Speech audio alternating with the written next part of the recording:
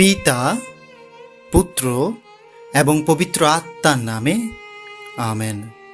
প্রিয় ভাই বোনেরা, প্রভু যীশু খ্রিস্টের নামে আপনাদের সবাইকে আন্তরিক শুভেচ্ছা ও ভালোবাসা। আজকের ভিডিওটি হয়তো আপনার জীবনের সবচেয়ে গুরুত্বপূর্ণ ভিডিওগুলোর একটি হতে পারে, কারণ আজ আমরা এমন একটি ছোট্ট কিন্তু গভীর শক্তিশালী বাক্য নিয়ে প্রার্থনা করব, যা আপনার হৃদয়কে ঈশ্বরের কাছে আরও কাছে নিয়ে যেতে পারে। দিনের শেষে আমরা সবাই ক্লান্ত হয়ে পড়ি। কেউ সারাদিন কাজের চাপ সামলান, কেউ সংসারের দায়িত্ব পালন করেন, কেউ অসুস্থতার সঙ্গে লড়াই করেন, কেউ আবার এমন মানসিক যন্ত্রণার মধ্য দিয়ে থাকেন যা অন্য কেউ বুঝতে পারে না। বাইরে থেকে মানুষ হয়তো হাসছে, কিন্তু ভেতরে ভেতরে কান্না করছে। রাত হলেই সেই নীরবতা আরও গভীর হয়ে যায়। তখন দিনের সমস্ত দুশ্চিন্তা, ভয়, ব্যর্থতা, অনিশ্চয়তা এবং কষ্ট একসাথে হৃদয়কে ঘিরে ধরে। কিন্তু ঠিক সেই সময়টি ঈশ্বরের কাছে আসার সবচেয়ে সুন্দর সময়। বাইবেল আমাদেরকে শেখায় ঈশ্বর কখনো ঘুমান না। আমরা যখন ঘুমিয়ে পড়ি তখনও তিনি আমাদের পাহারা দেন। আমরা যখন কিছুই করতে পারি না তখনও তিনি আমাদের জন্য কাজ করতে থাকেন। তাই আজকের এই ভিডিওতে আমি আপনাদের অনুরোধ করব, তাড়াহুড়া করবেন না। কয়েক মিনিটের জন্য পৃথিবীর সমস্ত চিন্তা ভুলে যান, নিজের হৃদয় খুলে দিন। বিশ্বাস করুন, ঈশ্বর এই মুহূর্তে আপনার কথা শুনছেন। আজ আমরা ঘুমানোর আগে একটি সহজ কিন্তু গভীর বাক্য উচ্চারণ করব। সেটি হলো, হে প্রভু যীশু, আজকে রাতটি আমি সম্পূর্ণভাবে আপনার হাতে সমর্পণ করলাম। আপনার ইচ্ছায় আমার জীবনে পূর্ণ হোক। আমেন। এই বাক্যটি শুধু মুখে বলার জন্য নয়, এটি হৃদয় দিয়ে বিশ্বাস করার জন্য। অনেকেই সকালে প্রার্থনা করেন, কিন্তু রাতের প্রার্থনার গুরুত্ব অনেক সময় বুঝতে পারেন না।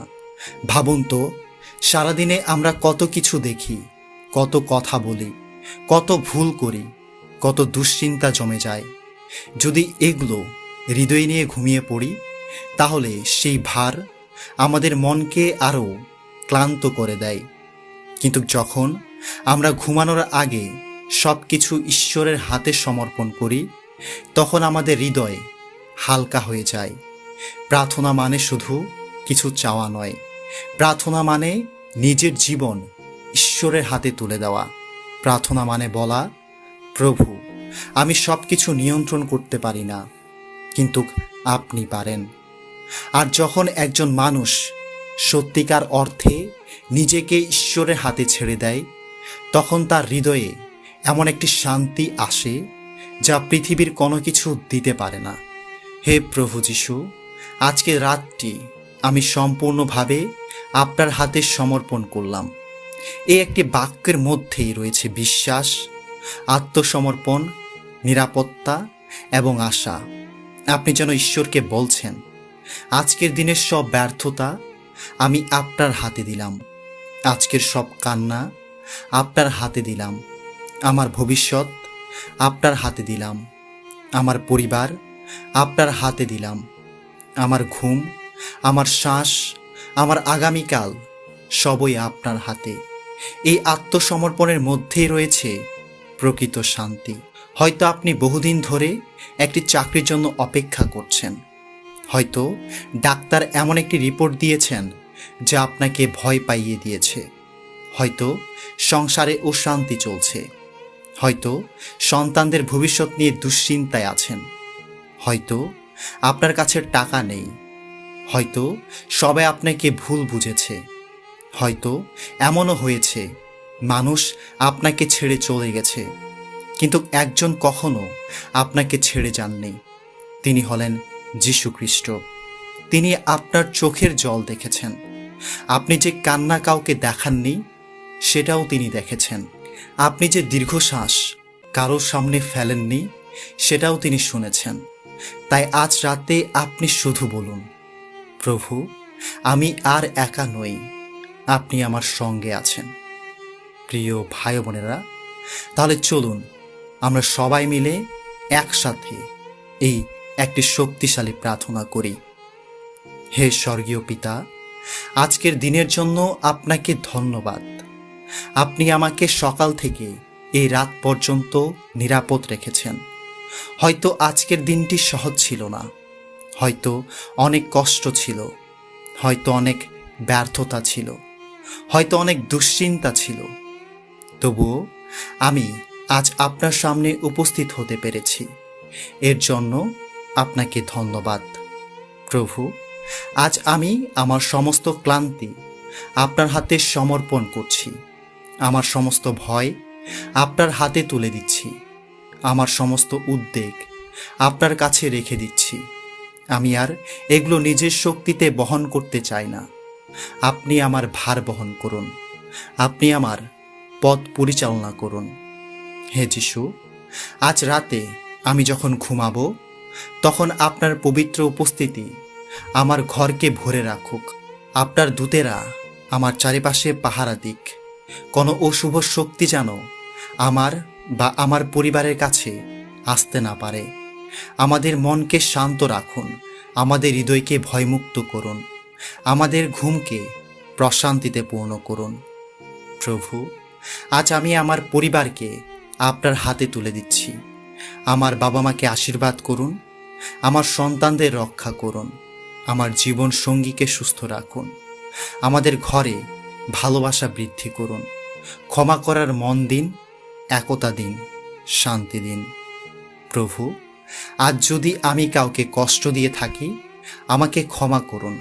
যদি আমি ভুল কথা বলে থাকি, আমাকে ক্ষমা করুন। যদি আমি অহংকার করে থাকি, আমাকে ক্ষমা করুন। আমার হৃদয়কে নতুন করে গড়ে তুলুন। আমাকে এমন মানুষ বানান যিনি আপনার আলো পৃথিবীতে ছড়িয়ে দিতে পারেন।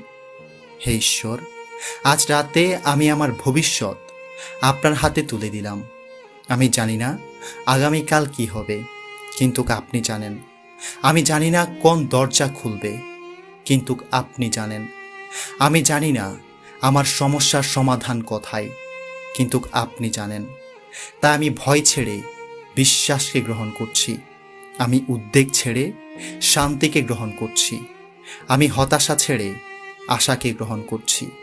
আমি অন্ধকার ছেড়ে আপনার আলোকে গ্রহণ করছি। প্রভু, যদি আমার জীবনে কোনো অসমাপ্ত কাজ থাকে, আমাকে সঠিক পথে পরিচালনা করুন। যদি কোনো ভুল সিদ্ধান্ত নিয়ে থাকি, আমাকে সংশোধনের জ্ঞান দিন। যদি কোনো আশীর্বাদ আমার জন্য প্রস্তুত থাকে, সঠিক সময়ে তা গ্রহণ করার ধৈর্য দিন। আমার হৃদয়কে কৃতজ্ঞতায় পূর্ণ করুন, যাতে আমি শুধু আশীর্বাদ পাওয়ার সময় নয়, অপেক্ষার সময়ও আপনাকে ধন্যবাদ দিতে পারি। আজ রাতে আমি ঘোষণা করছি, আমি একা নই, ঈশ্বর আমার সঙ্গে আছেন। আমি পরাজিত নই, আমি তার সন্তান। আমি ভয় পাব না, কারণ আমার রক্ষক কখনো ঘুমান না।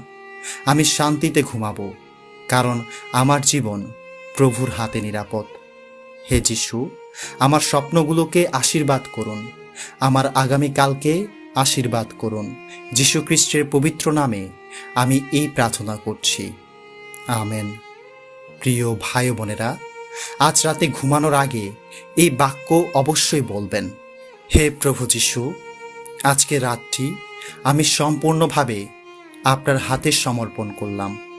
আপনার ইচ্ছায় আমার জীবনে পূর্ণ হোক, আমেন। হয়তো এই বাক্যটি ছোট, কিন্তু বিশ্বাস যদি বড় হয়, তাহলে ঈশ্বরের কাজও বড় হয়। আজ ঘুমানোর আগে আপনার দুশ্চিন্তা নয়, আপনার বিশ্বাসকে সঙ্গে নিয়ে ঘুমান। আপনার সমস্যা নয়, আপনার ঈশ্বরকে বড় করে দেখুন। কারণ যে ঈশ্বর আজ আপনাকে ঘুম পাড়িয়ে দেবেন, সেই ঈশ্বরই আগামীকাল আপনাকে নতুন আশীর্বাদ, নতুন শক্তি এবং নতুন আশা নিয়ে জাগিয়ে তুলবেন। প্রভু আপনাকে, আপনার পরিবারকে এবং আপনার আগামীকালকে আশীর্বাদ করুন, আমেন।